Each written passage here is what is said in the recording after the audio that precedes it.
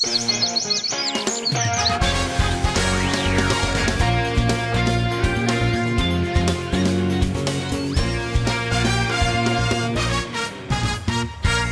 Simmer in Friesland ben ik goed bedarren in Blauwhuis. Een katholiek bolwerk in het zuidwesten van ons provincie. Blauwhuis, vooral verneemd vanwege de Blauwhuisse dakkapel en het carnaval. Maar Blauwhuis had nog volle meer.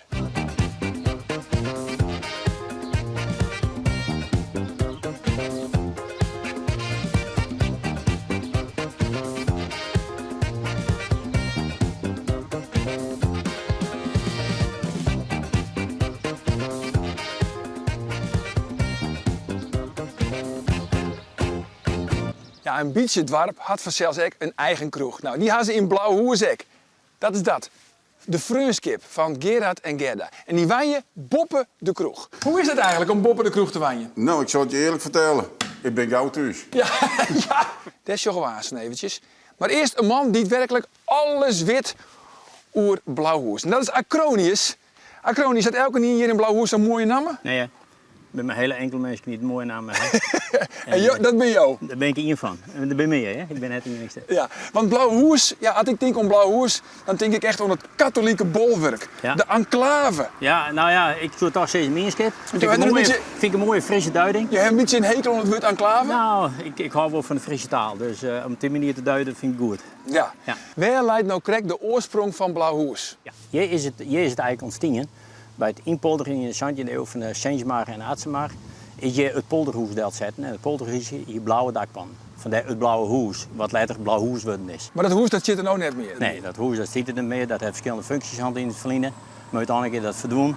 Toen hier de grote kerk gebouwd is, 150 jaar geleden, is die locatie die is vervallen en is het eersthuis bejaardenhuis deelt zetten, wat nou nog een hele prominente functie in het dorp heeft. Dus eigenlijk staan wij hier op Hillige Groen. Nou, als het zou duiden wordt, in ieder geval heel voorname groen, ja. Ja, ja.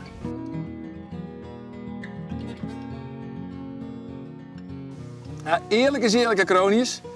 Het is een mooie kerk. Ja, daar ben je onder de indruk, hè? Ja, het is gewoon die katholieke noerlid. Klopt. Ja, het verhaal is natuurlijk net helemaal fastline, maar de beleving is dat de mensen een beetje ontkomen is. Ze hebben couperers opdracht gehad om een mooie kerk te bouwen. Dat weer de architect? Dat weer de architect. En het geld weer er. En de man kreeg vrije hand.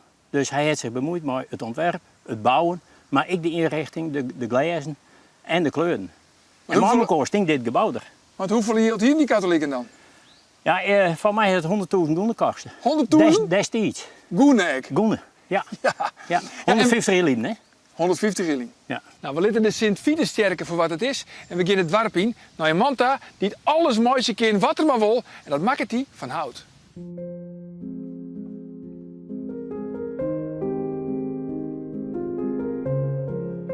Dus een stukje hout hetzelfde. Je hebt altijd iets unieks bezig.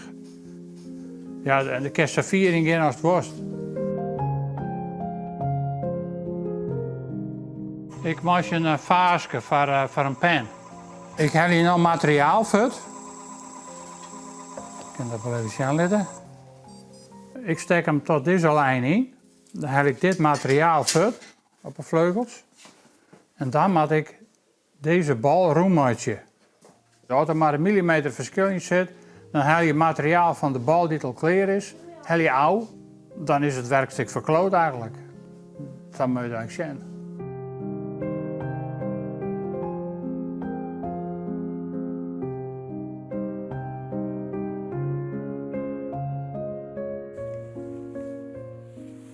Dit is een damestasje. Ik zie het in de commissie om te bepalen wat we matchen moesten in de houtdraaiclub. Toen dacht ik, we halen iedereen eventjes de comfortzone bij. Nou, en dat is dan leuk. Zoen jou de zelfs mooie strategie? Nou, nee. Nee, dat was dan net. Maar mijn dacht is wel. Ja.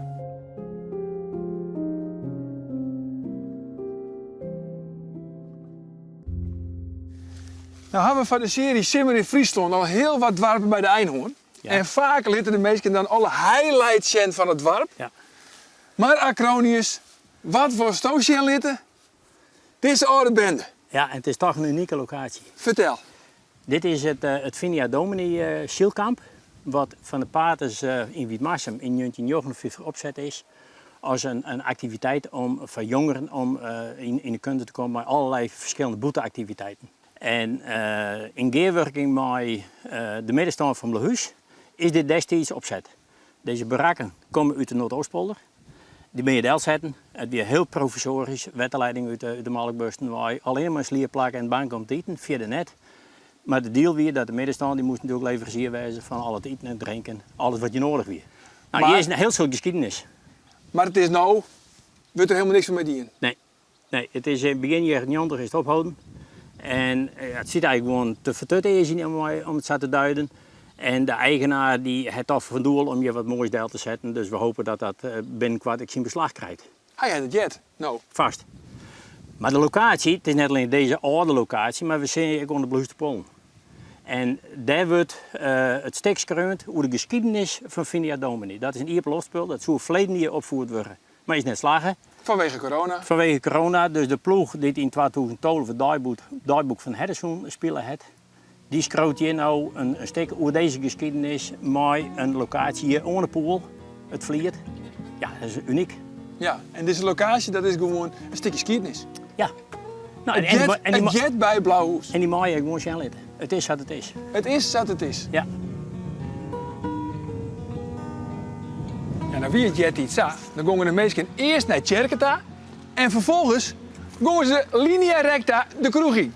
En hier in Blauwhoes doen ze dat bij Café de Frunskip van Gerard en Gerda. Kom, even zien. Hallo. Gerard en Gerda die wijnen ek boppen de kroeg. Dat is toch zo, hè? Ja, goeiemiddag. Goeiemiddag. Hoe is het eigenlijk om boppen de kroeg te wijnen? Nou, ik zal het je eerlijk vertellen. Ik ben gauw thuis. Ja, ja, dat vind ik weer heel loffelijk. Ja, nee, het is hartstikke goed. Het is geen probleem. Van jongs af aan, ik ben het morgen opgegroeid. Het is mijn vak. Ja, Gastvrij wezen.